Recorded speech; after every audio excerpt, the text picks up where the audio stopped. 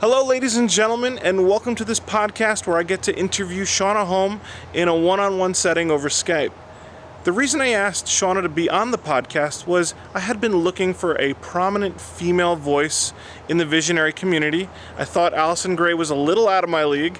I wound up finding a bunch of podcasts and articles and blogs.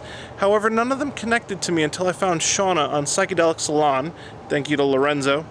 But at first, when I was listening to Shonagh, I didn't really connect with her message.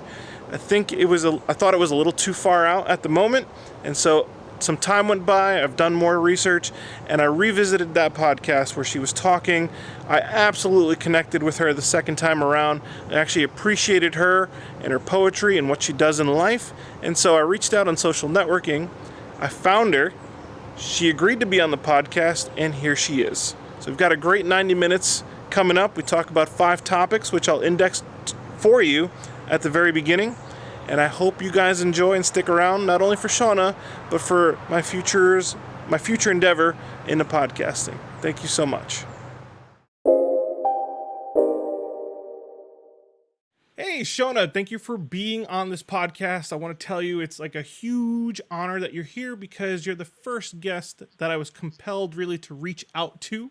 And you said, sure, why not? And I have you a couple months later. So thank you so much for being on. Any particular reason you chose to talk to me? Oh, my goodness. You took me back with that question, Jason. I love to engage conversation with kindred spirits. Mm-hmm. And so clearly, if you're interested in my work, there's definitely probably a sense of kindredship there. And so, yeah, I'm excited to talk to you. I'm always open to this kind of thing. That's great. Like the journey that I had towards your content, it started when I was just looking for podcasts to talk about either psychedelics or the visionary community. I came across Lorenzo from Psychedelic Salon. You had a talk on there. I went to looking for more of your content. I ran into the Shaman's Tech Support with Sarah, and then I looked you up. Found you on social networking, which I know you're not that big of an advocate of, but hey, it still works, and here we are. Yeah. So it's a long journey, but thank you for being on the podcast. There's a couple things I want to talk to you about, and I think your take and your opinion on the matters is what we really want to hear and what I really want to discuss. So for the viewers out there and the listeners, we're going to talk today about the return and balance of the sacred feminine. And that's one of the reasons I came across Shonagh in the first place was I was looking for prominent female feminine presence in the visionary community. And there's a lot of guys talking about research and all this stuff about PTSD and why it's good for you. And I'm like, where are the women? Where are they contributing? And here we are. Shonagh Home's here. And I want to expose everyone to what she does. We're going to talk about her one-on-one retreats that she has. We're going to ask her about her general take on healing the world. There's an epidemic of depression going on, and I'm sure her take is very interesting on that because she works in her retreats probably with this a lot. We'll get to the resistance to the enlightening topics. Why is there resistance to psychedelics? Why is there resistance to spirituality? We'll get into that later on, and then I want your take on going forward with this budding healing community. Where do you think it's going? So I'm going to bring you back, Shonagh. That's a lot. I'm just kind of previewing that so anybody listening can kind of have an index what's going on. And so let's talk about the return and balance, the sacred feminine, and this whole feminine revolution that we're having. So what is your take on what's happening on the world today? You had a conversation on the Shaman's Tech Support about it, but here we are a couple years later. What's happening in the world with this resurgence of sacred feminine? Well, okay, so first of all, I see, in each of us, we have masculine and feminine components. And so the feminine would represent the intuitive, the creative, the nurture, nourish, and ultimately the earth would be thought of as the feminine. And there is an awful lot of concern, which is great, about the state of our planet right now. Mm-hmm. And so I do think that's part of this sort of divine feminine, because ultimately, the beings, as I call them, that I work with, because I'm a medicine woman, and so I work with spirits, and yes, that stuff is real. We'll go with that. I've prepped them in some of my earlier podcasts. It's at Okay, first it sounds a little crazy and screwy, but the more it's people only get involved in the culture, they accept more what this is. It's essentially it's new to this society, but it's been around for thousands of years. That's right. This is we have been raised in a commercial construct, but it's all commerce, and there is no touchstone for that kind of thing. But every single culture was very connected to the spirit realm and to nature, and so ultimately, this sort of rise in the feminine, I think of as essentially, all right, the beings I started to say speak of how they've raped the lady of the well, and so sort of metaphor for the earth being the mother, and how she gives and gives and gives, and they refer to her as a sacred cow. A cow is a very profound symbol of the divine mother, because it just gives us so much. Man, can I put a footnote in there? Because when I Please. was talking about my ayahuasca retreat, and I will try to get through this as fast as I possibly can, I wound up in a little vision sitting at a dive bar with Michelle Rodriguez, and she was telling me a funny story about how an Indian gentleman thousands of years ago just happened to show up in her realm, and she was trying to explain who she was, and she started by explaining she's a cow that nourishes the planet, like she just provides nourishment. And the fact that you're saying sacred cow right now just is kind of looping this all back together. So I love when that happens. I'll let you continue on with what you were saying. Yeah, well, and so I really see the divine feminine as, first of all, that reverence and deep connection to nature herself, to the earth. Mm-hmm. And so, in other words, this is in all of us. And then this reverence for the feminine, which is not just sort of women themselves, because we have very masculinized women, and we have very feminized men, and back and forth and whatnot. It depends on what. There's a huge spectrum right now. Yeah, there is. But again, within us, and Carl Jung spoke to this. We had sort of these masculine, feminine counterparts, and they do have specific aspects to them. And so this feminine piece of, I would say, really, it's kind of essentially the work that I'm doing, that sort of the medicine woman work, that connection with spirit, that connection to nature, the nurturing, the folk medicine, all of that.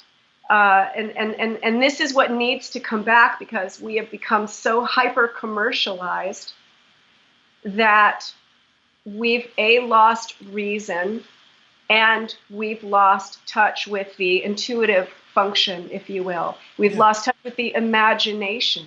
And so these are, functions that connect us to the feminine. If I may, I'm going to insert that. It's almost like we went off the masculine deep end, in a sense that, you keep using logic, and we have this system in place, and you can say it's a patriarchy. It's dominated by this behavior to just capitalize. I'll just say capitalism. So it's just this logical thing that we've essentially gridded the planet. We know where all the resources are. We're taking the resources, we're selling them. It's a logical thing to do to kind of spread it around the planet, but then it's just kind of gotten pretty mad. We're overpopulated. Corporations are huge, and the government and everything like that. The way we're living now, I guess I don't want to say over masculinized, but it's just gone over the deep end. Whatever that structure was that was set up and that was beneficial for a little while has just kind of gotten out of hand. And Well, I feel. yeah. Oh, go ahead. Oh, no, I was going to say, it's very, very left brain. And so the right brain would be the feminine, and the left brain is the masculine. And we need both. But yeah, we're on sort of, I guess, masculine on steroids, if you will. By the way, everyone likes to blame white European males. And this is, to me, a play. We're being played by the social engineers who are able to get whatever they want into the media. It's absolute nonsense, because it is definitely an old boy network, but these men are Chinese, they are, European, they're Middle Eastern, in other words, this is really what I see as a criminal syndicate playing out. These guys are sort of as world leaders, and having access, the ability to sort of put forth whatever they want in the media, which I think is a tyrant's wet dream at this point. And so, to play the masses, pit us against each other, this kind of thing. So this feminine piece of just, well, also ultimately, Jason, I see everyone's become worker bees. Yeah. We become fully enslaved and we become domesticated. And so all of us have lost our roots. Most of all of us have lost our roots. Well, to provide context for you, and this is hard to discuss with friends or people that are kind of shut off to educating themselves, but I always refer to it as the establishment, and you'll hear establishment politics, and that's just not only American. That is not only in this part of the world. It's kind of a global thing, because the planet right now, with the way we can communicate, especially using the internet, especially the way you and I are communicating, we are in a global community. And as that global community, the way the world has been structured up until this moment, there's been a reigning class, like a sort of reigning ruling class, and we have to play by rules. And one of the biggest rules, I would say, is money. And that's why we're those worker bees. We're those worker bees for money, which keeps getting devalued. So your life and your effort and your labor and your attention keeps getting devalued to the point that you're not living. So I think that's I'm just providing extra context to what you're saying there. Yeah. And so we have this movement going on. The women, I wouldn't directly relate it to, let's say, like the Me Too movement, but there is definitely stronger female characters showing up. And I love the fact that it doesn't have to be sexual. It's like they're becoming strong, prominent characters in our society. Is there anyone off the top of your head that you're paying attention to that you appreciate is kind of making a splash in the world right now? I am so the wrong person to ask, Jason, actually, because I pay very little attention to what is going on in the media, because I see so much of it as propaganda, and as a way, whenever I sort of see media headlines, or I just ask, what do they want me to believe now? And so I don't trust a lot of these sort of voices out there. That's just me. I really keep sort of I'm very much an outlier. Okay, I understand. See, Yeah. To your point, the reason you're on this podcast, I asked you to be on the podcast because I was looking for prominent female voices in this culture, in this budding community, and I found you. So my answer would have been you if that was asked to me. So go figure, right? I kind of led you into that one. But it didn't have to be a mainstream media figure, and also there's like a call and a cry for individuality, because We need it. the media is sectioning everyone. Well, not just the media, but the world. Like if you need a label. Everybody has multiple labels on them, and it's almost a beautiful answer, because you're such an individual that you can't mention someone prominent, maybe media boosted. But if it's someone in your life or someone that that's actually a great answer, because it's just an individual. Maybe you're just friends with that person, or someone that you're doing this healing work with. Do you want to maybe allude to someone that you work with? I have a deep appreciation for the men and women who are forging their own way, Annie Oak runs the Women's Visionary Congress. This is perfect. Thank you. Yeah, she once said, if you want to change the world, throw a better party. And so I love that.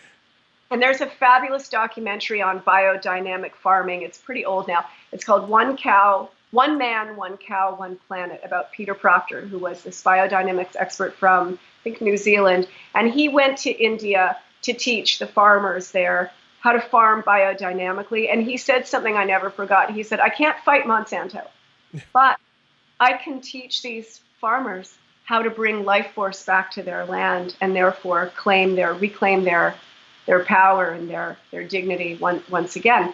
And so I admire the individuals who are sort of forging their own path, and who are not seduced, shall we say, by the mainstream narrative or the media narrative, or even the so-called alternative media narrative, because a lot of this stuff, the whole thing's owned sort of by the puppeteers, who are kind of trying to keep us divided. It's a spell. Well, it's a spell, exactly. Thank you, Jason. And yeah, so no, I mean, I've always been a supporter of kind of the people that you're not necessarily going to hear about, or they're pretty kind of fringe, but doing really, really, truly good work.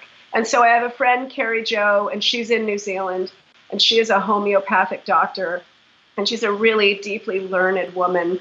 And her posts on Facebook, like I'll go on Facebook, I'll sort of go promote a bit of my work. And then there's like a couple people who I'll tune in on Facebook. She's one of them. She puts these highly, highly informative and researched little tidbits out there. And she's just brilliant. And she is helping people heal and presenting a very different side than what we're hearing in mainstream media land or social media land, which I think is just as vapid and poisonous. So yeah. Do you have any inspiring words or encouragement to women that are looking into this community, this culture, and where they could possibly get started, or what's the interest, what's the thoughts that they start having that they should follow through with? Well, I think first of all, it's to become sort of what is the word I'm looking for? So that's the sort of spell of how we've been raised starts to break. Mm-hmm. Realize, you know what? I actually think that almost darn near everything I've been told is absolute lie, bald-faced lie. And so let's start from ground zero and start to look elsewhere for our information, to research deeply and to ask the deeper questions. And so someone who does that, I think we're off to a good start, because they are not, see, we have been conditioned like laboratory rats to look outside of ourselves for authority, to constantly look outside of ourselves, to be told how to think and what to do and how to dress and all of this. And, it's very much a kind of herd mentality. And so I am all about the individual, because the individual is a direct threat to the Prussian education system that we're in, to the corporate communism that is taking really hold globally. The individual is a threat because they think outside of the box and they go, you know what? I don't think so. They ask all the sort of questions that no one else wants to ask. And, sometimes they get called names like conspiracy theorists. Yes. So whatever. I want to further that point, because for me, it started, I want to say like around 9/11. I'm not going to go into that, but I just felt something's wrong. Something's really wrong here. This doesn't feel right. And so I dug into the internet, I dug into Netflix documentaries. I've been digging everywhere. Some of my friends are like, will you just stop? Like this sounds crazy, but I wouldn't. I kept looking for something until it felt right, or it seemed right, or put me somewhere, because that might be wrong. And this information that I've found on the internet with other people might not be necessarily right, but it's on the way there. And it feels better and it feels more authentic. And essentially that's the journey I've been on. And that's... Yeah. But we have been conditioned in the Prussian education system, which is worldwide, by the way. It is about producing people who are who are unquestioning and compliant. And yes. So really, and most people don't even have any curiosity. And we're being kept very subdued right now by, we have like over 400 cable stations. Like, why do we need that many? Wow. So the entertainment, I don't own a television. I wouldn't recognize a quote unquote sort of, I don't know, nowadays a modern movie star or television star. I just have one to play video games. That's it. Everything comes from the internet. It's everything that I choose to ingest. Yeah. That's where I'm at. Yeah, exactly. But there's a lot of diversion and it's all made up stuff. So anyway, that's not my cup of tea, and I like to learn. And so I look to the ancients and I look to nature ultimately as my teacher. And then I look to the maxims of law and contract law, because a maxim is a principle of truth. And it's always consonant with reason and logic. And, you mentioned logic earlier. I would say we are sort of caught in left brain sort of intellect, but I don't see much logic. In fact, one of the messages through one of my poetic downloads, if you will, said, you are in a unique season where Earth's people have lost reason. And so people are not acting with reason at all. They are they're not even using their powers of logic. They don't even know how to think in that way. There's so many people that they don't question why they exist every day. They have their routine, they have their expected happiness, and that's enough. And I feel like I'm on the outside of that sometimes. Like, hey, doesn't that bother you? Working overtime all the time and not getting to see your family, or doesn't it bother you like you don't know why you're doing this because eventually you'll be on your deathbed and you really don't know what the purpose of all this was in the first place?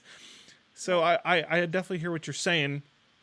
I wanted to ask you now, because if we know that there's all these problems in the world, you have these one-on-one retreats, and they're healing retreats, and so I can say I've been kind of the experience. I've had an experience where I've been rewired. Like, I understand now how to be my authentic self.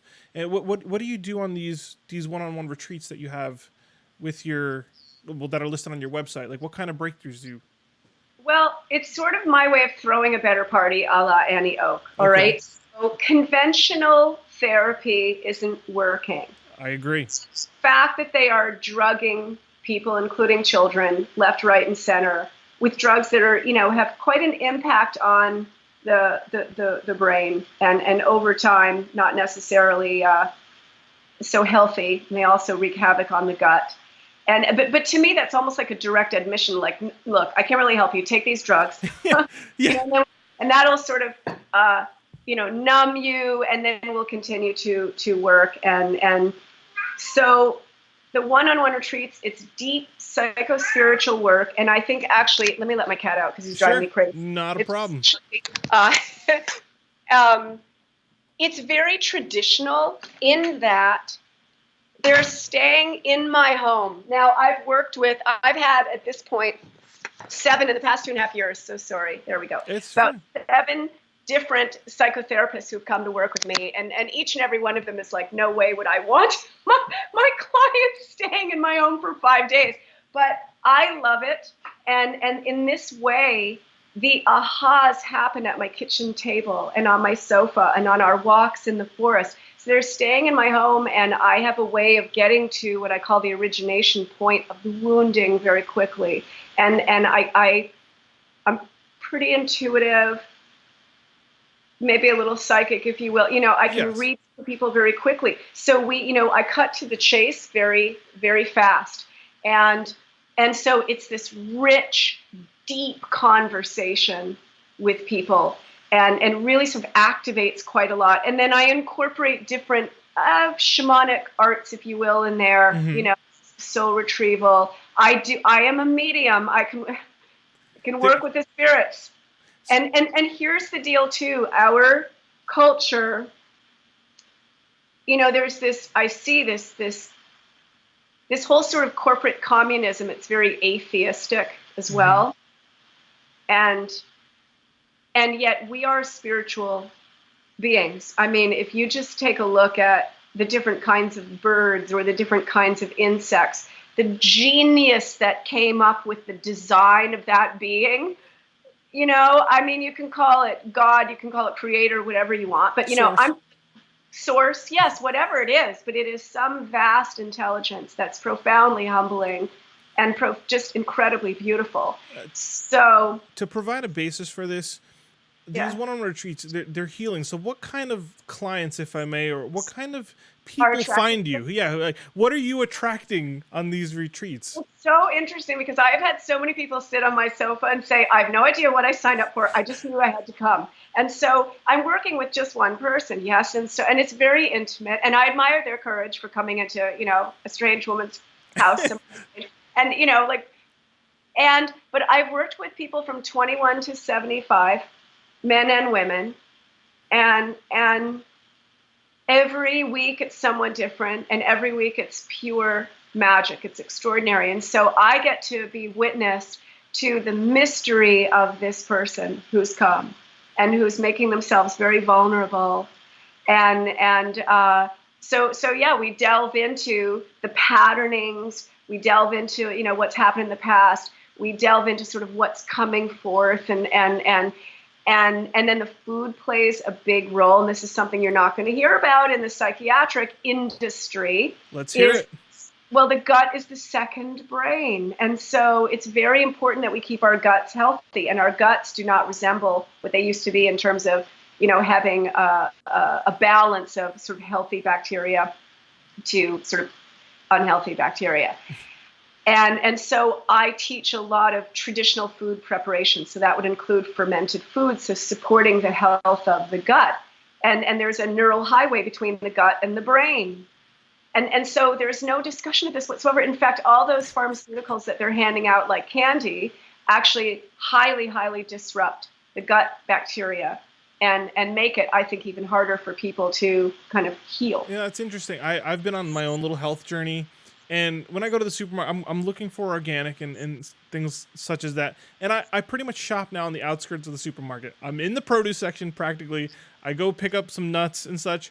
And when I have to, like, I'll have only white meat now, so I'll have chicken and turkey. So I thought I was doing okay. But is there more beyond the produce section? Yeah, Well, yeah, no. just give me an example. Oh my God, I follow the ancients. So, okay, here's what I say. I eat as close to the farm as possible. That's what I was I trying. love meat. That's my favorite. If I'm having chicken, I want the dark meat. I want the skin. But here's the deal. I'm not eating meat or, poultry or whatever from these factory farms, which are an aberration. Oh, yes. Stain. And by the way, to those out there who think, communism, socialism is a great thing, Karl Marx was the first to kind of reframe farm animals into what he called units of measure. Oh. So he removed that whole sacred piece altogether, and they became a component of a factory. And that's ultimately what we're all in. We're in a machine or a factory culture. And this is what I find so appalling and so aberrant. And so in terms of our food has become, the food that goes on the table is made by a factory, some corporate factory. And so it's dead and there's no life force to it. And then this whole low fat thing is absolute nonsense, because one of the old sayings was living off the fat of the land. That was a good thing. Yeah. So it's all about traditional fats as well. I cook with lard and beef tallow, coconut oil, ghee, that kind of thing. So, a lot of people don't know this. So part of the retreat experience is this absolutely gorgeous, delicious, and nourishing food. And so many people who come are also dealing with some kind of health issue. And so the best is when I get texts from clients later on and they've baked their own sourdough bread, or they've made their own, sauerkraut or kombucha or whatever. It's really awesome. And so in other words, it really pays forward, because they learn things, not only deep peace around themselves, but it's a lifestyle change as well. And people leave here. I always joke, I wish I could I should picture before picture and after picture. And so it's very unique and different. And also the last evening of the retreat, they get a reading from a master card reader who's a dear friend of mine, mm-hmm.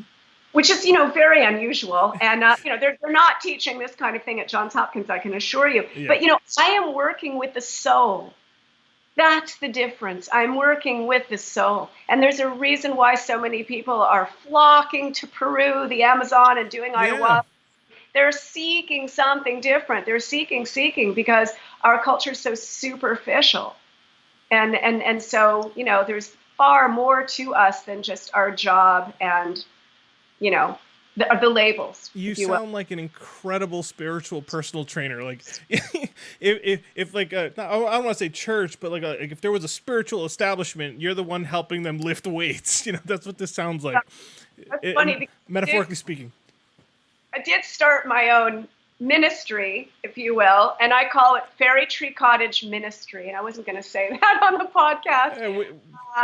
But I see myself as minister because I am ministering to people in the deepest sense of the word, in the most traditional sense of the word, and working with their soul and helping them to see the light within them, connect them to God, however that works for them, however that feels, and give them a sense that, my goodness, that their presence here is no accident, that there is great purpose to their life here. Well, to ground this in like a conversion mainstream sense, it doesn't have to be someone in the front of a building telling you something that was said years ago, like thousands of years ago. Like we are individuals, and the way you find you, I always say journey. I always thought journey was like a silly word, like, oh, I'm on this journey, but like your realization or your journey, because I now use that word a lot. It's your own experience, and it's from your perspective. So if someone like you or a friend or a podcaster or a maestro or a shaman you happen to show up upon helps you with a breakthrough in your life or helps heal you, that is as close to yourself as an individual and your soul as you need to get. That person right there is helping you. It doesn't have to be an organization. It doesn't have to be like this massive church and this whole. Oh, it frustrates me because it's a machine essentially. Like it's like a publishing. It's also mainstream. What matters, I feel, is that just the individual personal soulful connection, and you can't do that with someone across the world that's administering some doctrine that's existed for thousands of years. You have your human experience and you have the people around you. And so what you're saying, I could totally, what I'm saying is I'm allowing you, without feeling silly, to say you are a minister, because for the people that come to you and for the people that you help, you are that in their perspective. So you shouldn't double back on that. That's absolutely what you are.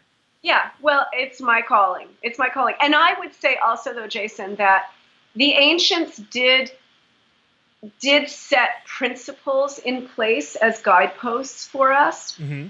And so, it's interesting because I have been returning more and more to the Bible. I grew up Catholic. I have zero interest in Catholicism.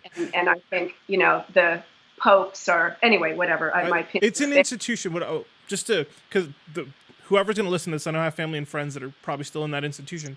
I look at it as an institution. It's an institution of Christianity. There are beautiful spiritual nuggets in that. There are lessons in it. But it's the institution that you kind of have to be wary of. Right. Any institution, whether it's, True. Whatever. I don't care what it is. But the Bible itself, there is extraordinary wisdom in that. And it's so interesting because everyone's got an opinion, but no one's read it. And also, look, they've done a big smear campaign on the whole Christian thing, and on the media. They've been doing this for years. And I realized, myself included, was sort of led away from that, thinking, oh, silly Bible thumpers, whatever, Yeah. And so, but realizing, no, actually, that book is deeply encoded as these ancient books are. They're encoded. They're never meant to be taken literally. It's really rich metaphor, the allegory and symbol. Language changes over time. The way that is perceived and the way it's taken in changes. So our language is very different from when that was written and the way it was supposed to be understood. So it almost has to be constantly reinterpreted. Well, actually, no. There's okay. Sorry, no, I'm sorry, I don't mean. But there's okay.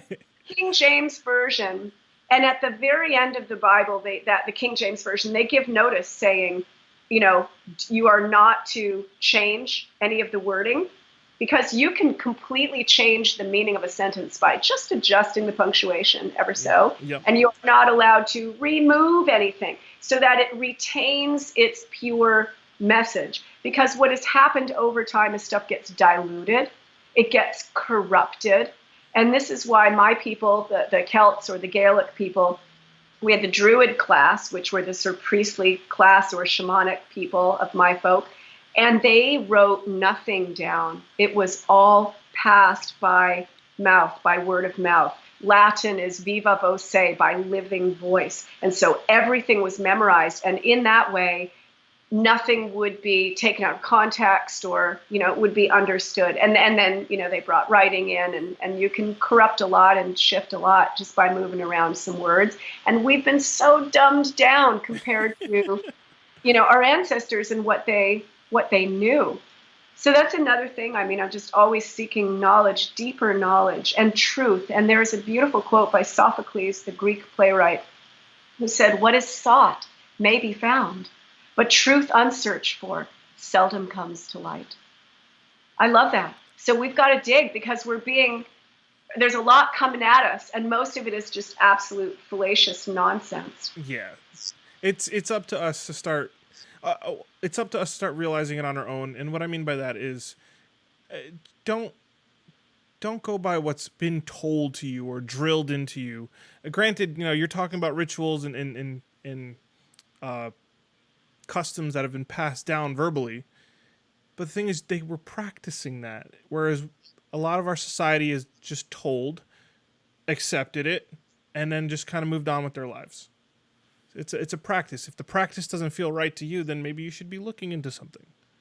Let's. I want to move on then. So we'll go to what we were talking about. Yeah, I want your general take on healing the world, because we are sort of talking about this. There's an epidemic of depression out there. I think there's a lot of confusion, and a lot of your, I would say, clients are experiencing some part of this massive depression that people are falling into. So what's your take on that and the overall big picture? Why is this happening?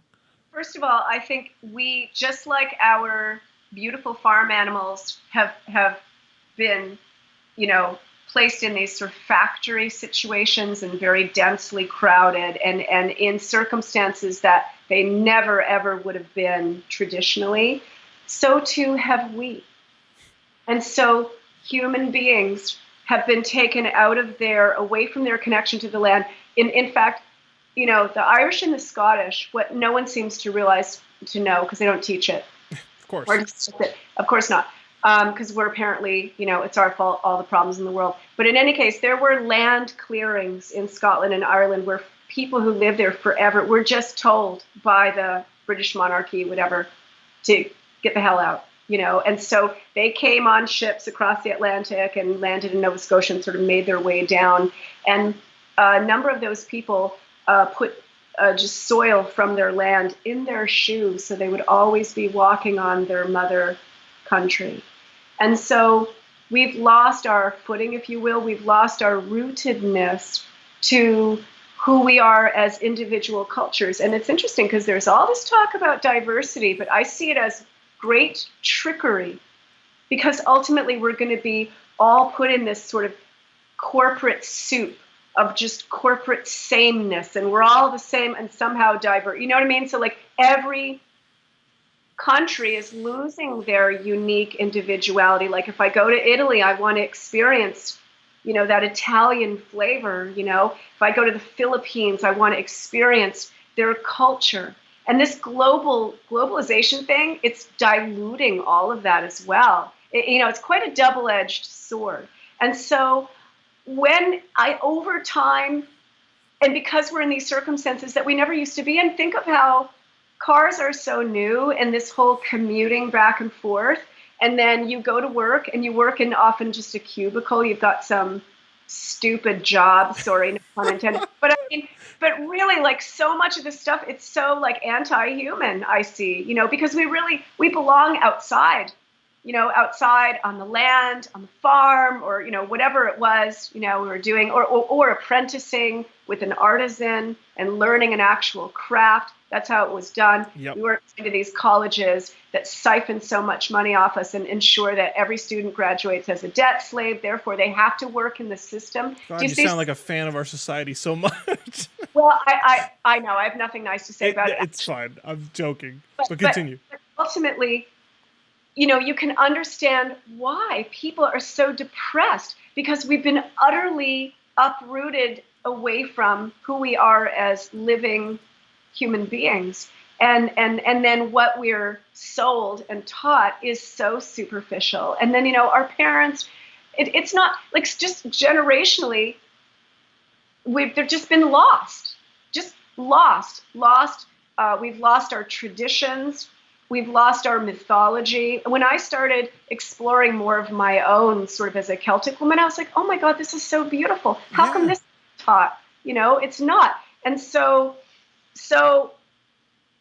yeah. And so like my tiny piece with these retreats is first of all, to redeem what has happened in the life of that person, even all the difficulties, like what was right about that? How did that serve, and also I tell everyone, I'm simply tweaking your flight wings. You have your own vast set of flight wings. I'm simply tweaking them ever so. So in other words, giving the power back to this person and realizing, like, Dorothy and the Wizard of Oz, it's been in you all along. And so let me help you access that, that it is within. And so, to assist these people with depression, there's that piece as well, the empowerment of that person. And the connection to the spiritual is very important, which we don't have in standard cultures. And then, of course, the food is a huge piece.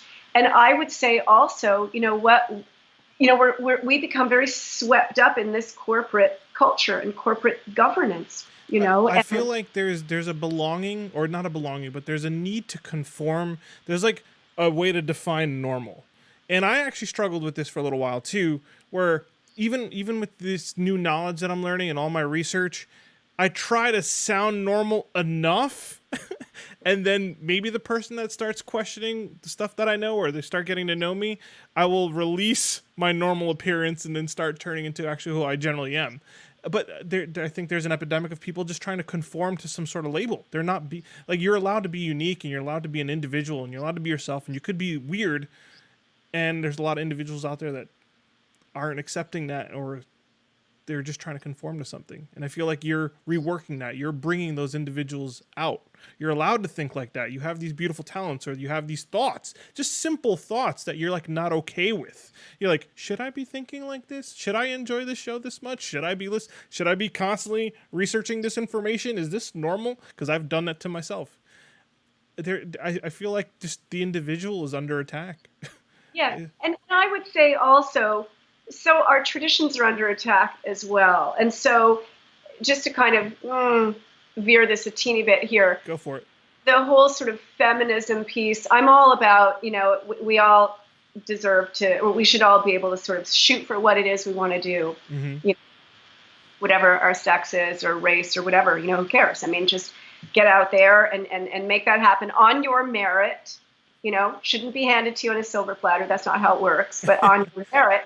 But in any case, gosh,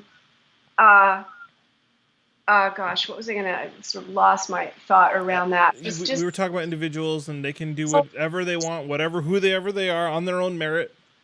Yeah. Well, that's a huge piece. Oh, the traditions. That's right. Look, there are people who, and I worked with one retreat client, and she's a stay-at-home mom. And all she wants to do is stay home and raise those beautiful babies of hers. And she's going to homeschool them. And with all this sort of pressure, this sort of, the feminism piece is, I find this very interesting, because those women are being shamed for doing something that I think as women is our birthright. So it's this sort of caught up in this whole national crazy, as my friend Sarah calls it, all this sort of propagandist nonsense. In fact, I'll tell you a quick story. I spent a week with my siblings and my 80-year-old mother. And I remember thinking, oh shit, Ram Dass said, you think you're enlightened, go spend a week with your family. And I was like, I'm about to do that. And so my younger sister she's a socialist, probably a communist, and very sort of in that sort of indoctrination piece. And I have two younger brothers, and I was making breakfast for my brothers, and she came downstairs and asked, what are you doing? And I said, I'm making breakfast for the boys. And she said to me, aren't you done with that gender role? They can make their own breakfast. And it was such a preposterous statement, really, to me. I mean, I just laughed. I said, actually, I quite like my gender role, and I love my brothers, and I'm going to make them breakfast. And I said it laughingly, and just sort of let slide. But I did actually feel a wave of compassion for her, because I thought, my God, she's so swept up in this indoctrination that is going on right now, with all of that mess as well, which we don't have to go right into it. But it's just like she can't even just be human, be with, and so it's a gift. Like, as an individual, you are gifting your energy and your attention to a breakfast that you want to give to your brothers. Had nothing to do with the role. It's a gift. Right. It has nothing to do with politics. And by the way, I have no interest in being correct for politics. Mm-hmm. Thank you very much.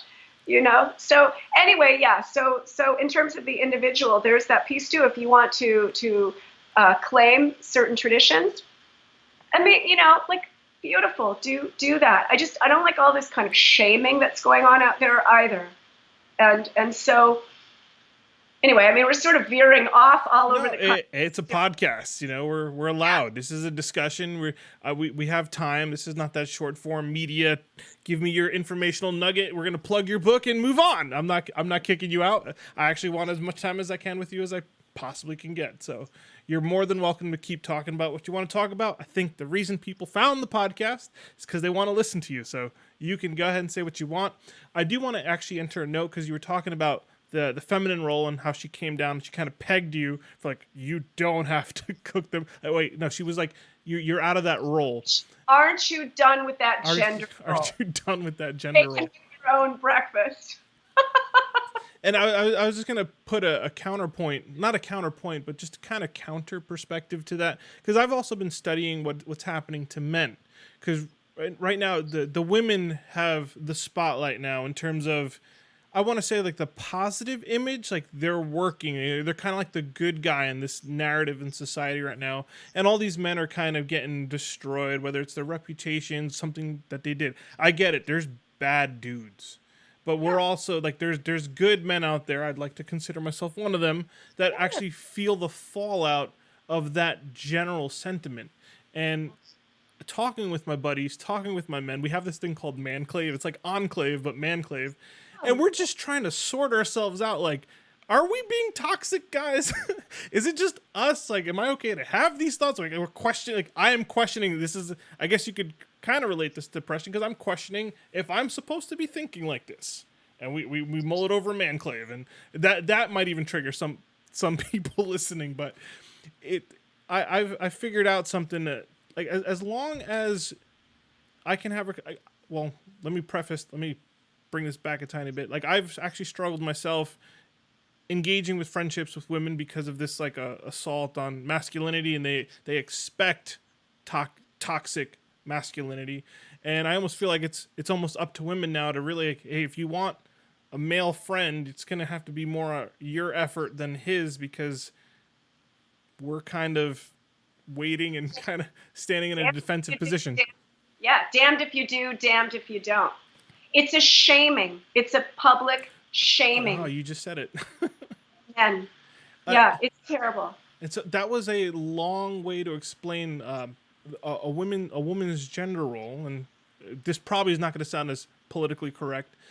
The purpose of men and what we used to do in the past, like if someone had to go hunting, it's like, well, who's going to look around the circle, and we're going to pick those guys. I think they could chase that thing down, and who's going to stay with the children? And I think we'll take those ladies, and maybe they can take care of the children while we go hunting, right? When you were mentioning the stay-at-home mom earlier, and like she gets to raise those children and really dive into that beautiful role. Like that's okay, and what's lovely about women in this society is that is a built-in role. That is like an instinctual role that for the most part a high percentage of women get to fulfill. They get to be that mother. But then on the flip side, what is an instinctual masculine role that men get to fill? And I see a lot of confused men, like they're confused about their masculinity because if women, let's say, get to bear children, they feel very fulfilled that they're filling a role. What's the male counterpart to that? And we've kind of fallen into that, like, okay, we'll just work and provide. We'll work and provide. But is the cubicle really that fulfilling to provide for the family? And I think that also contributes to this epidemic of depression that we're having and this kind of division between men and women. Oh, absolutely. And in fact, and the suicides are among males. Actually, interestingly, the highest suicide rates are white males, which I thought was really mind-blowing. It must be all that white privilege. But in any case, let me tell you, I'm looking forward to all the backlash humor. Humor is the best weapon. It's the best defense, just sort of making light of all that stuff. But other races as well. But men in general, more so than women, are committing suicide left, right, and center. It's hard to find a purpose. Like I'm realizing amongst my friend, and I spoke with on an earlier podcast, a friend of mine, Chris, he attempted his own life. I got dialogue from him. I got his thoughts, and he just couldn't find a purpose. And I know that's one of the biggest things. Like when you don't have control over something, the fallout is fear or anxiety. So the less control you have. So if you don't have control over how you're even supposed to feel about how you walk through your life every day, what do you expect? And I almost envy women in the fact that, yeah, no matter what, well, for the most part, the high percentage trying to be sort of politically correct, women get to fulfill this beautiful role of having a baby, and being a mother is just one of those roles that can happen. It's very front and center, whereas the masculine aspect of that, it's like, well, there's nothing glorious right now about it. No, I know, and look, but I think ultimately this is creating more of a reclaiming of one's of the masculine, the sacred masculine, the balanced masculine, and the balanced feminine as well. In other words, I'm not into a matriarchal. I mean, I like the balance of the two. I agree. But a man's role also is as father to those children, and this is the piece too, that the father is so important, the father figure. And it was interesting because I heard an interview with Thomas More, he's an older gentleman. He wrote Care of the Soul and 20 other books, and just very, very wise man. And he said something I thought was really interesting. He said he actually thinks that people are actually seeking the patriarchy. They're seeking the real patriarchy. See, we have an aberration of it.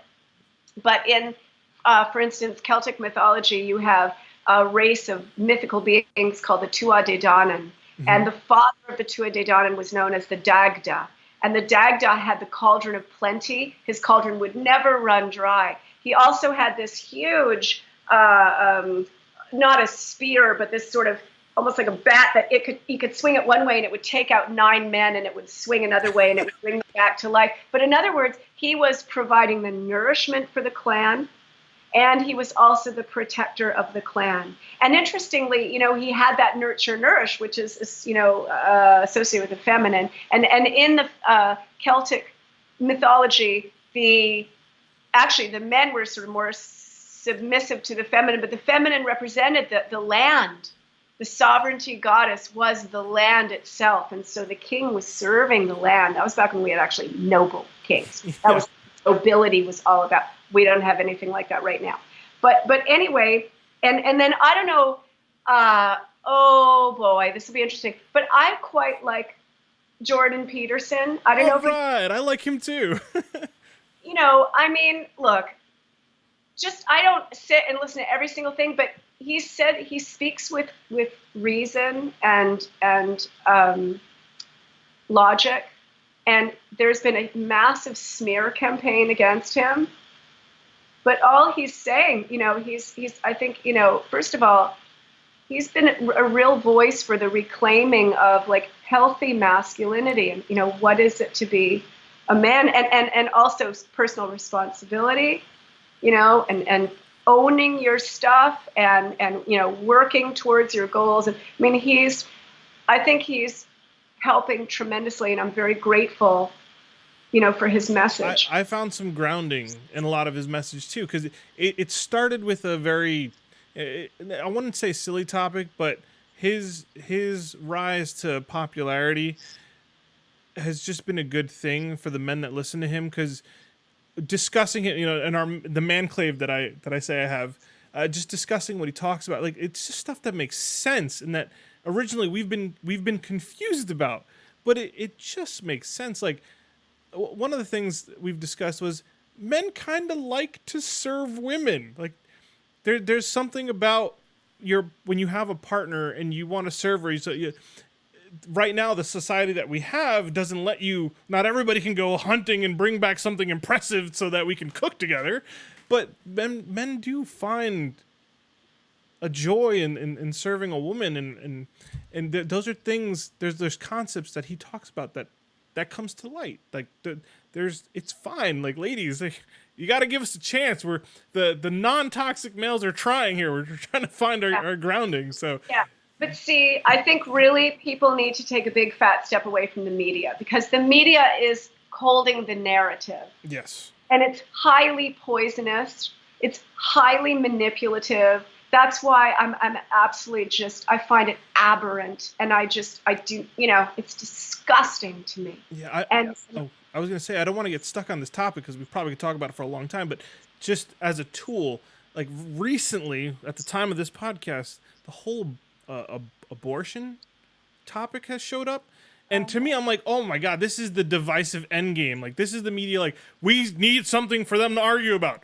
yeah, All right, let's go in they'll shuffle the deck of cards. Oh, abortion! And then they bring up this card, and it's like, all right, let's get people fighting over this. Because all of a sudden, it was like an explosion of this content. It didn't just like happen in like a region of the country. All of a sudden, now it's just like everyone is being affected by this topic. this is a formula, Jason. It's a very ancient formula. It comes out of Rome originally. Mm-hmm. It's called divide and rule. And then it's also known as a Hegelian dialectic. And so it's about creating two sides within a society. They're always fighting like this. And then the government gets to come in at some point and put the kibosh on it, and it's problem, reaction, solution. But it's always something, whether it's vaccines or the pro-vaccine and the anti-vax or whatever. And they always label them, and then we've got the pro-choice, pro-life, the Republican conservative. This is all high manipulation designed to have us always divided. So we are never able to get together and actually talk about what's really the undercurrent of what's really going on and what's really being done to us and empower ourselves, gather and empower ourselves. Now, I just want to weave it back, though, to depression. Go for it. Because, well, I thought I'd bring the mushroom in here a wee bit because, sure.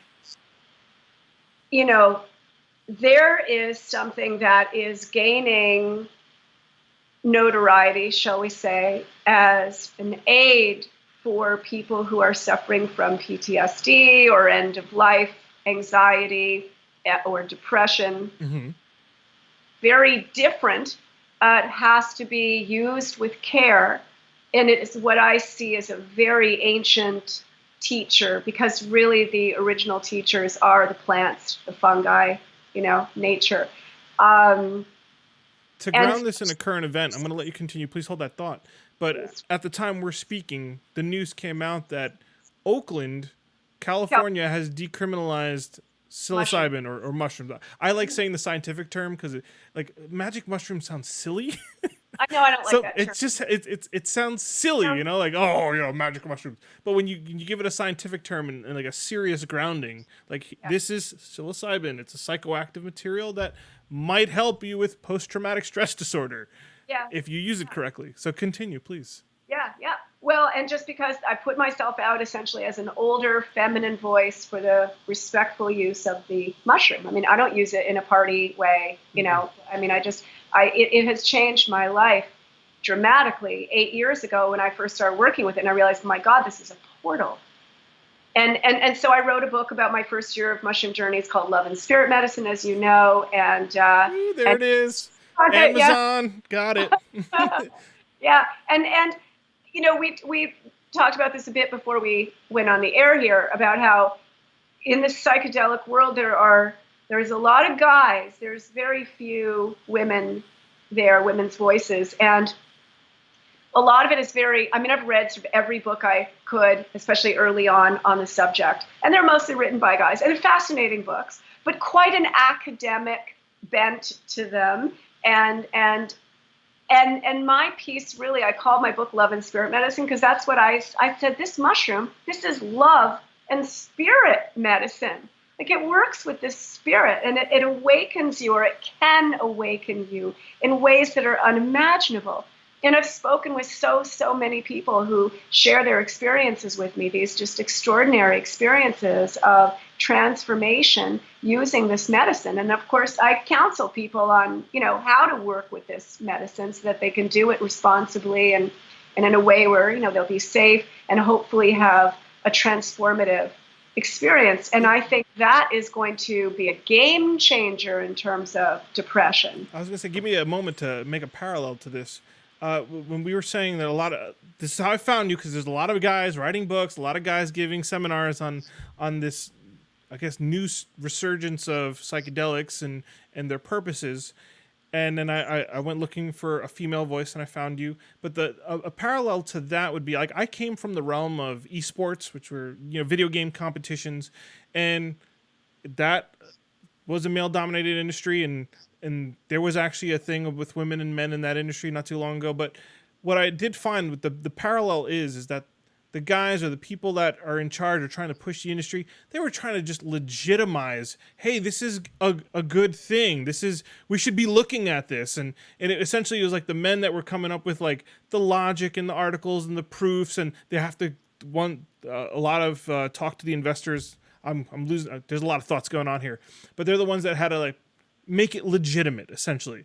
And so in the psychedelic community or the visionary community, it's almost like here we are. Men are leading the way, and then the way I found you was like, you're just doing it. Like you are a healer. You're already in it. You're practicing the culture. You're not essentially marketing the culture, which I felt like I was going to help out with, but you're doing it. You're like a living, breathing testament that the culture is existing, and there's a feminine presence here. Maybe not the loudest presence, but authentic and genuine. And that's why I'm happy you're here. Well, I'll tell you, Jason, I noticed right now with psychedelics, I noticed that the psychiatric community is elbowing their way in. Oh, yes, we'll handle this. We know how to work with this, and we'll do special trainings for people who will. And I will say, of course, these studies they're doing and whatnot, they're fantastic, and they're helping a number of people. And like I said, I've worked with a number of psychotherapists who've come to work with me, and there's no discussion of the spirit, of the spiritual in psychiatry. It's about pathologizing and labeling, and a lot of those people themselves, I think, could really use a good 5 grammar and, to really get them out of their heads. And so what I have also wanted to do is like, let's hear the voices of actual medicine women. Because I will say, and this has nothing to do with feminist whatever, this is just fact, that women have been marginalized in that realm. And there's a fabulous book by Barbara Tedlock, PhD, called The Woman in the Shaman's Body. And she writes about how, over the centuries, the different explorers, and then of course the religious guys, they come into these traditional communities, wherever they were. And the women shamans would be thought of as either witches or just, hysterical Smear women. campaign. Yeah, but just like completely marginalized. And that kind of continues to this day. And in the 1800s, when the AMA formed, the American Medical Association, you would think that these guys would be on the up and up, and be all about sort of healing people. The first thing that the AMA did was they went after the midwives, and they created a smear campaign that you can't imagine. Because of course, if you can get every woman giving birth in the hospital, that's a big cash cow right there. Yeah. And they have succeeded. And it is still, midwives today, and I think they are very shamanic women, many of them, have had to really kind of fight for credibility and to sort of get a toehold. And even now, it's very structured. It's very corporate. The whole hospital thing is also disgusting. I agree. And then in terms of the medicine itself, Lorenzo Haggerty, who runs the Psychedelic Salon, has been very supportive of my work. And so I asked him if I could bring more kind of women's voices, like do just casual sort of conversations / interviews with women who I considered sort of medicine women, not necessarily decorated with a bunch of initials after their names, but real like medicine women out there who have maybe apprenticed or mentored under teachers, because this is how it was done. Really learned and honed their craft, and so that's what there's a number of conversations / interviews like that on Psychedelic Salon that I've had with women. And then there's a new book out. It's came out this April called Psychedelic Mysteries of the Feminine, how do we do this? Creativity, Ecstasy, and Healing. And I was asked to contribute a chapter to that book.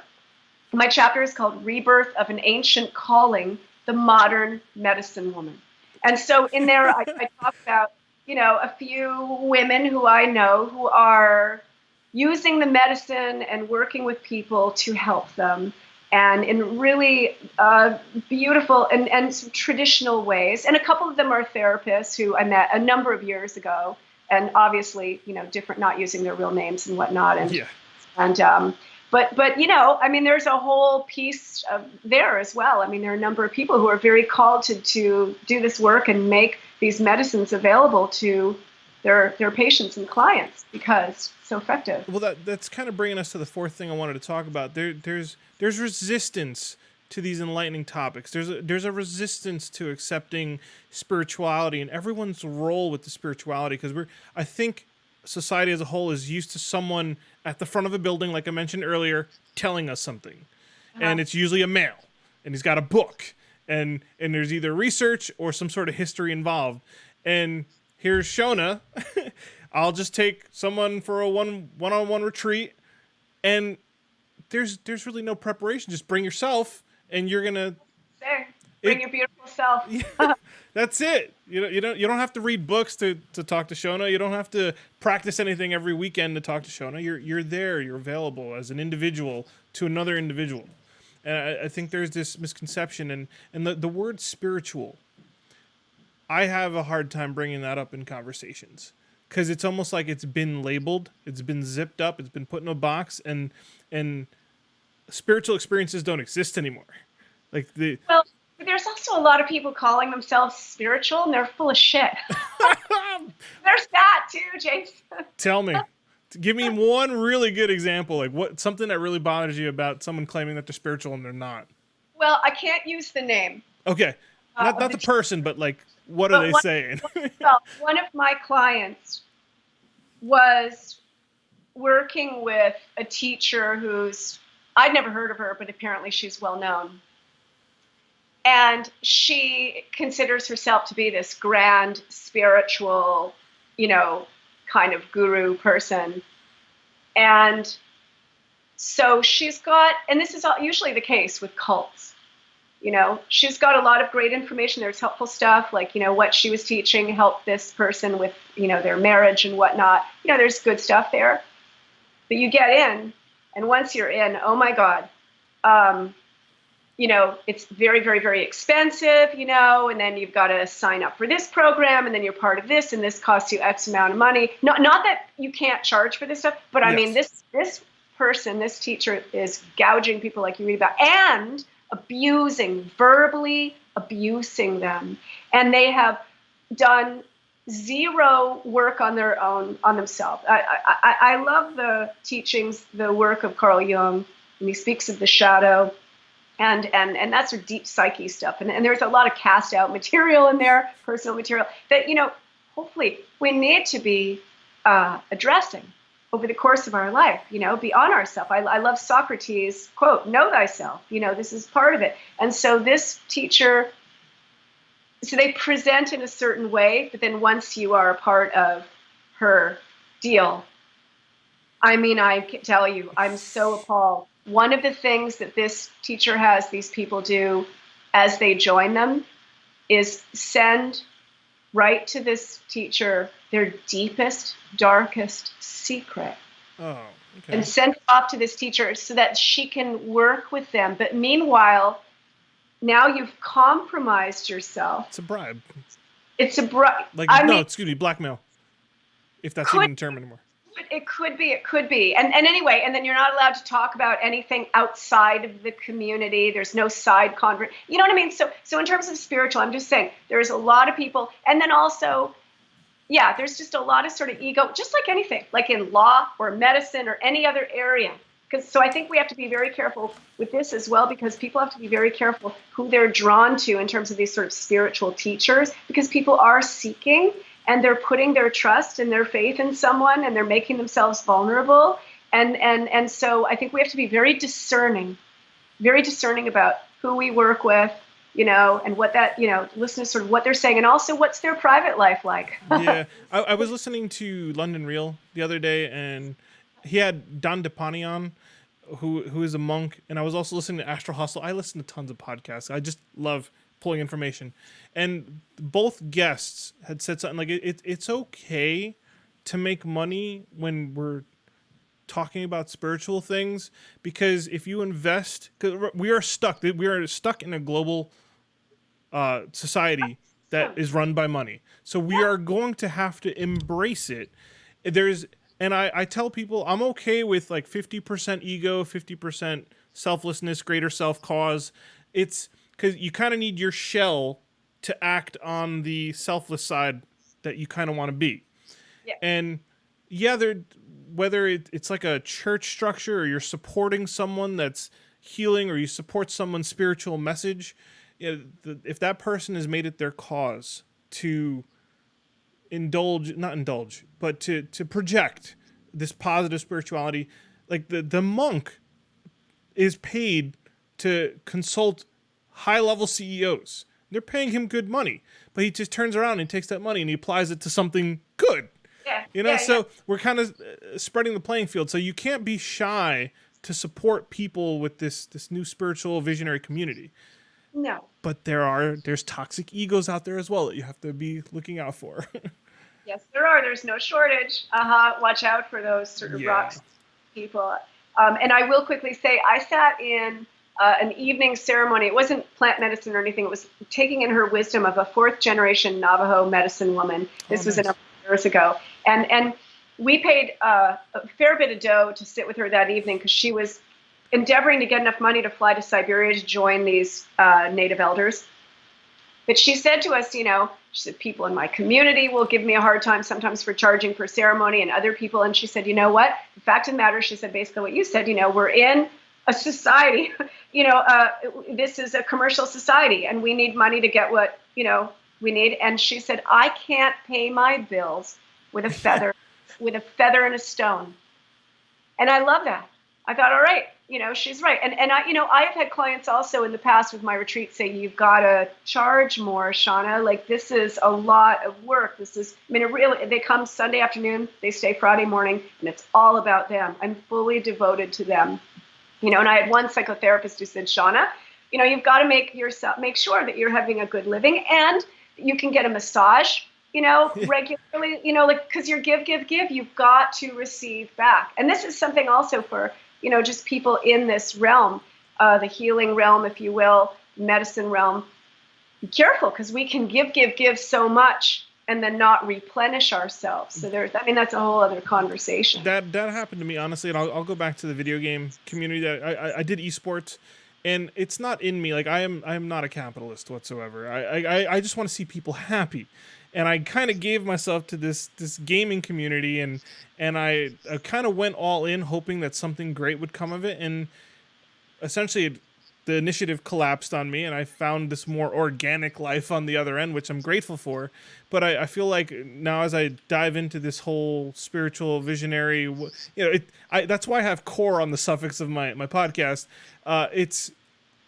We're going to need to help each other. And I try to tell people, when you spend money, that's always voting. Every time you give $1, you are voting for something. And if you don't know everything, like if you don't know all about why you're giving your dollar, you should probably educate yourself, whether it's food or where organic food comes from, the industrial meat complex, a politician, a book. For instance, I go to Cosm. You're familiar with Chapel of Sacred Mirrors, right? Yeah. Allison Gray, she's part of the book that I will always give them my money. Like, it doesn't matter. I'm a member. I buy their books. I buy some art. I will always give them my money because I'm voting for that cause. And so in this spiritual visionary realm of this new budding healing community that we have showing up in the shift in consciousness, I would tell people, don't be shy. Like, if you feel authentic and genuine vibes from the individuals or the movement, you shouldn't feel bad parting with your hard-earned money, because it's essentially, it'll come back to you. Like the gift of giving to someone that's also giving shouldn't be a bad thing. And I think we got to get off that stigma. Find the authentic people. Well, ultimately, we have the power, and money is really just energy. It's highly, highly charged, but it's just energy. And I'm actually not socialist. I'm not communist. Capitalism, I think, would actually work if we had our own money. That's a whole other discussion, but just understand, because no one seems to realize that the Federal Reserve, it's not federal. It's called, that's a name. it's a private company, Yep. and its investors are international, and we do not have those cash that we're using. Those are Federal Reserve debt notes. They're IOUs. We don't have our own money. So, we've got a banking cartel that's running all of these countries within the UN. The UN is like the umbrella corporation, essentially, for all these other corporate bodies that are, by the way, all these countries are corporations. And so whatever, that's a whole other, this is what I think, Jason, we need to be doing, for God's sake. Not like running, partying over at Burning Man, but like figuring out just what in the actual fuck we're in, and educating ourselves and studying law and sort of how this system works and the maxims and all of this, because the pen is mightier than the sword. So if we want actual change, it's not going to come from marching in a parade. It's not going to come from signing a petition. That's begging. It's going to come from executing our own individual power. And so that takes knowledge. Knowledge is power. And one line from the Bible says, "My people perish for lack of knowledge," not because they're not eating right, but because they're ignorant. So that's ignorance is also epidemic. And you've already kind of segued us into the last and final part of the podcast. I was going to talk about going forward with this budding healing community. How should we go about, like, how do we find each other? How should we be supporting each other? We already discussed money. I'm a big advocate for favors, because you can't write that down. Like I've also been trying to bring back like an honor system. Like, I'm an honorable individual, and like I will repay favors, and when I say something, I mean it, and like I'll repay you. I've been that, and like with the Cosm as I guess it's a visionary spiritual community. I told you, I just, sure, take my money, here's this. But for anyone else, is your advice, because you're from one healer to any other possible healer listening to this podcast now and in the future, what's your advice when they enter this space? Because obviously it's also dangerous because of the laws that we have, but it's also could be so fruitful. There's like a high risk reward here. What would you say? Jason, do you mean for people who are seeking like circles or whatever to do the medicine? Is that what you're asking? I'm saying, so I guess there's two things. How should we grow as a community? And then we should talk about the seekers. Like, how do you think this change in consciousness should keep progressing? I actually think we need smaller communities. I think it starts with small. It begins with the individual, first of all. And we've got to do our own kind of shadow work, like figure out our own unresolved personal material and that together, and that takes work, and forming smaller communities and where we're meeting, actually in person, and also accruing knowledge. And the thing is too, we're raised within the system itself. We're educated by the system itself. We experience media, which comes from the system itself. Like, it's all directed at us. And this is why my favorite quote says, "Every man has two educations. The first he's given. The second, more important, he gives to himself." And so this is part of that second education. They don't want us to know law. They don't want us to know sort of the deeper layers of sort of how this country itself was formed and how it really works and how the commercial system works. I think we need to really understand that. And I would say also, because I have a good friend who's a scholar of law. He's a high school dropout. He dropped out at like 16. And I bring a recorder when I'm with this guy and because he's such a genius. But he said something to me. He said, "Shonagh, we are living in a world of personal responsibility. And the majority of people blame and complain." And that's right. They do. They don't want to do anything. They really don't. They want it's way easier to offload. Absolutely. It's not my fault. Yeah, or you owe me and you did this to me. And so he had said to me, "Shonagh, if you don't see it, go find it. If you don't have it, go get it." Like, this takes that impetus, that individual impetus, to really push ourselves forward. And so I think it begins with smaller groups and of people who are gathering together to accrue actual knowledge. And I'm in the state of Washington right now. I'm going to move to Vermont. But we have something here called the Washington Jural Assembly.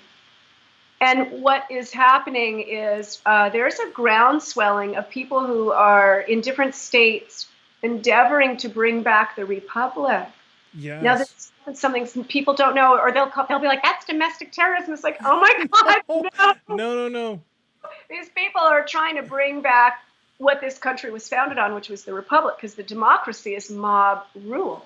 And so we've got, the government is actually not a real government. They're corporate. They're a corporate body. That's why you have president, vice president, treasurer, and secretary. So, when Trump won, I just said, oh boy, I wonder how many Thanksgivings have been preemptively ruined. And now good people are going to win and do this and fight like cats and dogs over, whatever. So in any case, but these people are endeavoring to bring back, government by the people for the people, which we don't have right now. I want to interject and ask you, there's a documentary on Netflix which starts really well, ends horrible, but have you heard of Wild Wild Country? No, I have not. Okay, so that was about a guru from India that decided... I heard about that. His ashram that he put in Oregon. Yes, and then everything that they went... So, again, if you watch it, the first 4 episodes, you're like, good for them, because they built a whole community from the ground up. And what's beautiful is that it's friends and lovers and whatever they were building for each other. That community was so like brand new and seated in that city of Oregon. And it's almost like I like Netflix. So Netflix every so often has these great little revolutionary nuggets on there in their documentary section. And it's almost like a blueprint. Like, so if we were to do this again, like I learned that 150 people need to sign to make a township, and then you can start voting, and you're in control of your local government. And then from there, if the consciousness or the awareness of that community expands, and so if you haven't watched it, you should, because that's what it sounds like the second coming of a conscious effort to be involved in our government. But it's a nice blueprint. Go. First, you're sparking so many things. So first of all, that went sideways because it became highly, highly corrupt, right? And that was an absolute mess. There's so much ego at the end of it. It's terrible. But also those people weren't following. We have a blueprint, in other words, of how to do this properly. Mm-hmm. And it began with the republic on which we stand. Yes. But now we have a corporate overlay on top of the living people and the land. And so something like the Washington, and I'm just mentioning this just because, just as a for instance, that's all I'm saying. But like the Washington General Assembly, oh my God, what they're doing is so brave. And other states doing this as well, where they are endeavoring to bring back that republic, the living, because right now we have the commercial system, which is corporate, and they've taken over everything, including, of course, government. So it's not an actual living government. Mm-hmm. And there's a lot to learn, a lot to study there. Oh dear, God forbid, this takes some time out of people's, Oh yeah, it's an effort. And it absolutely, it's a lot to take in. But I find this kind of thing fascinating. But we have a blueprint, and these people are following that to the T. They're not trying to, reinvent the wheel or anything like this, and keeping this very, very, very on the up and up. Because the corporate system that we're in right now is highly, highly corrupt and depraved. Absolutely. Really depraved. And so, and this is the thing too, when I think of like all these people sort of begging to have mushrooms legalized, something that is God-given, it grows out of the ground, it's from nature, there for us.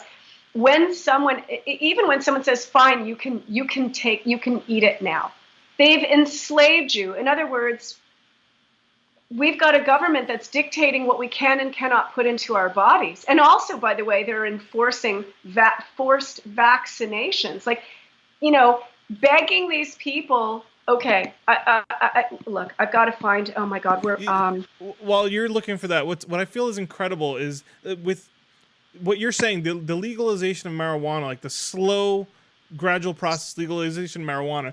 I read a tidbit, it's like, for hundreds of years, they were telling us it's this horrible, horrible thing. And then now that it's being legalized, they want to be the dealer. That's exactly it. But listen, no one knows what the maxims of law are. And so maxims of law are principles of truth. They are always, always consonant with logic and reason. In other words, you hear a maxim, you're like, oh yeah, duh, that makes perfect sense. It's supposed to. And that's why they're in the back of Bouvier's law dictionary. And they're very old. They're as true today as they were 10,000 years ago. And there's a maxim of law that says, favors from government often carry with them enhanced measures of regulation.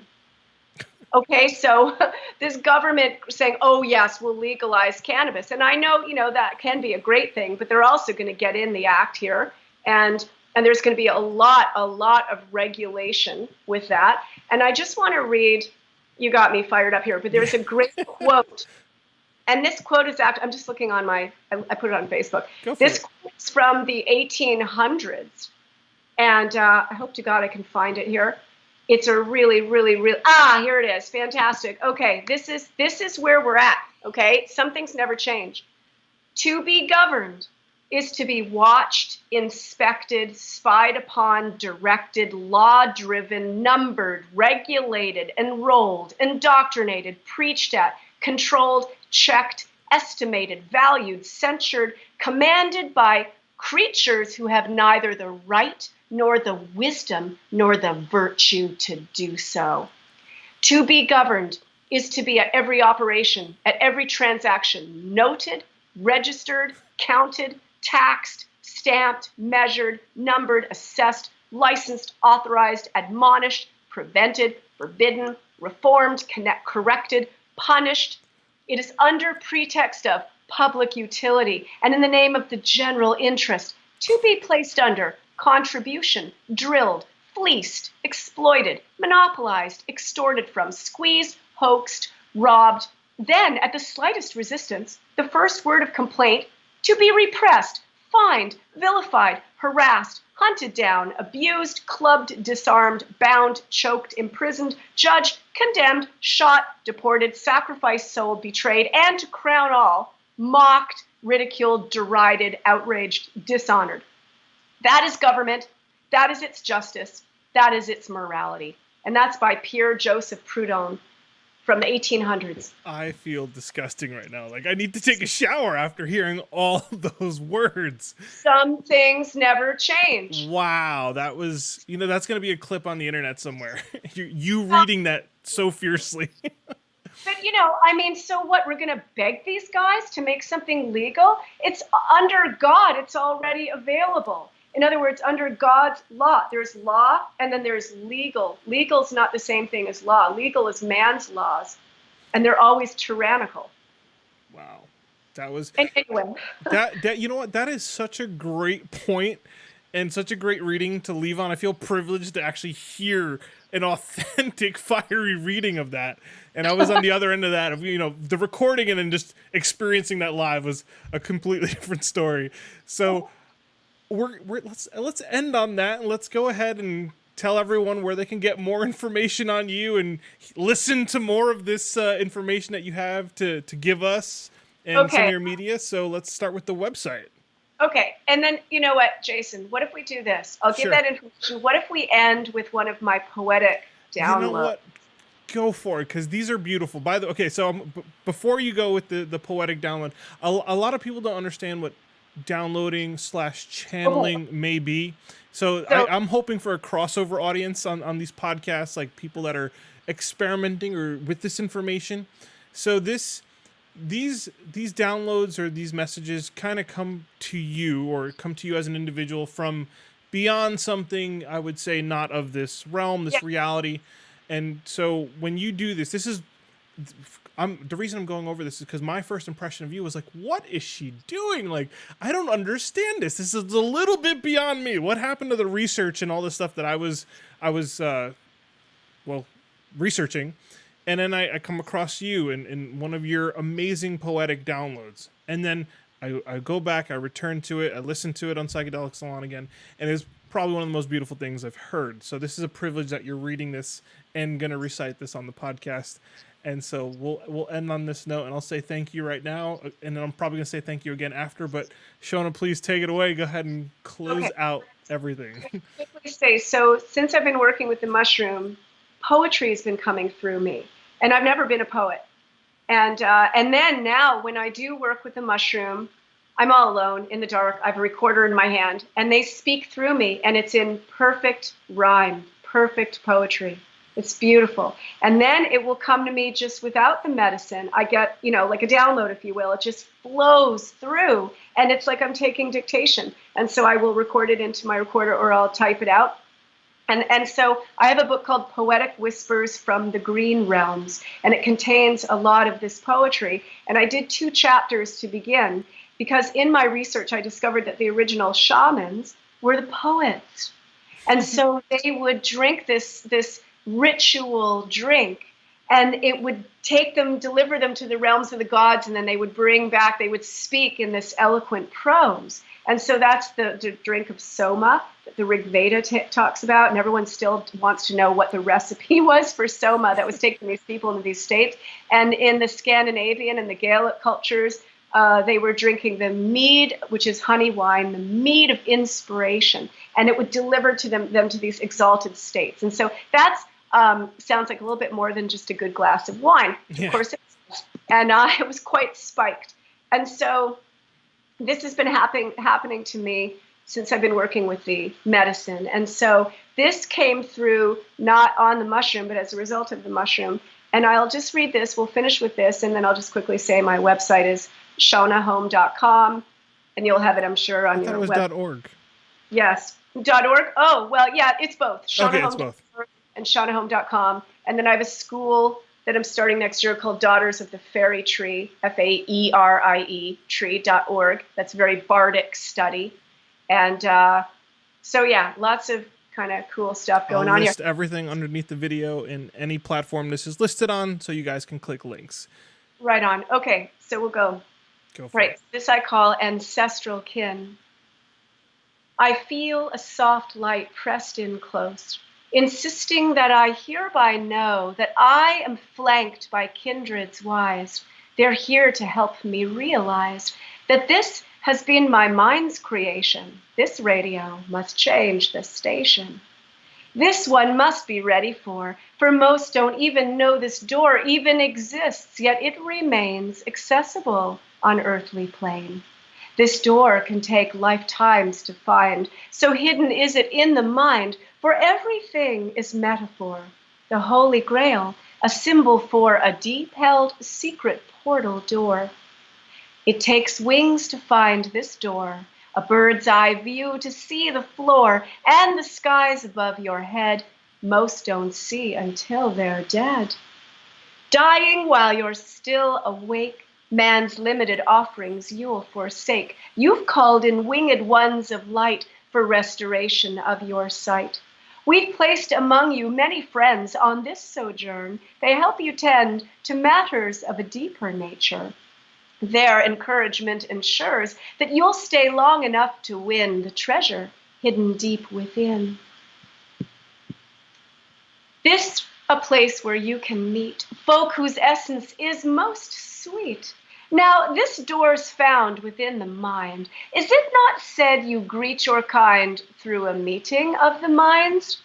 Cultivate that fertile soil, inner garden where you toil. You are in a unique season where Earth's people have lost reason. Bring your bounty to the table. Share your gifts now to enable others to see and to act. You must now engage with tact. They cast spells laid out for fools. In higher mind you hold the tools. Call to mind the winged one's view that takes you out of sorcerer stew. Rigorous practice happens now. Harness your thoughts and train them how to rest in silent quietude so you can supersede that mood and open within the temple doors that are found on higher floors. Nature helps you find this place through the beauty of its face. You're inspired deep within, it's there you'll find ancestral kin. Ancestors were worshipped by people of old who knew the magic that they hold would help them as they walked life's path. They've come before, they know the math. Your bloodline traces back to we, the shining ones you call the she, who sat with you beneath the trees when once your good earth people could see. You've called us from the greenery. You've asked us, help my people see. And so, like you, we've made a vow that we'd return and teach you how to call the magic back again to this beleaguered earthly plane. And so for you, steps carefully laid will lead away from this charade unto a place where sanity's found. Then potent wisdom you can ground, and with the minds of many folk, the ancient magic you'll invoke, the flames beneath that cauldron stoke, the brewing magic that will poke a hole in bubbles that are false. We will ensure Earth finds her pulse. Wow. I want to say thank you so much for that honor. Ladies and gentlemen, Shonagh Home, ShonaghHome.com or org. Again, thank you, Shonagh. That was a tremendous honor. I hope we can do this again sometime when the community evolves and there's more information. I'm just going to stop talking. We're going to close it out on that. Thank you, Jason. Thank you. Thank you, ladies and gentlemen, for listening to this podcast with my esteemed guest, Shonagh Home. Shonagh is an incredible human being, as you probably heard, and I hope you enjoyed the conversation we had. We covered so much, and I wish we had more time to really drill into concepts, but this leaves the perfect opportunity to have her as a guest in the future. Please let me know what your thoughts are in the comments section, good or bad. The constructive feedback is appreciated. If you're looking forward to more, please like and subscribe to the channel. Don't forget to visit Shonagh Home's website, ShonaghHome.com. That's ShonaghHome.com or .org. I wish everyone peace, light, and love. Hopefully this community grows and I can do more of these. Bye-bye, folks.